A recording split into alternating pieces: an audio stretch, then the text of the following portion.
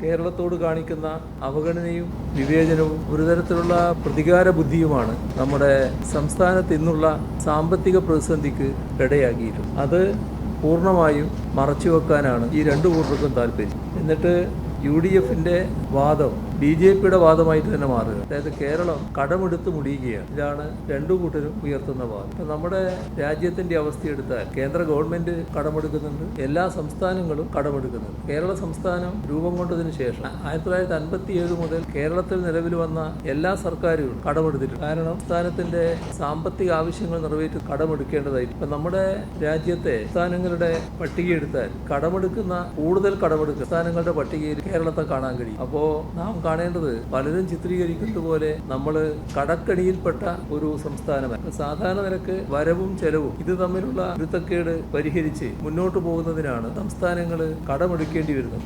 ഇതാണ് കേന്ദ്ര സർക്കാരും ചെയ്യുന്നത്. സംസ്ഥാനങ്ങളോ അല്ലെങ്കിൽ കേരളം മാത്രമോ അല്ല ഈ കടമെടുക്കുന്നത്.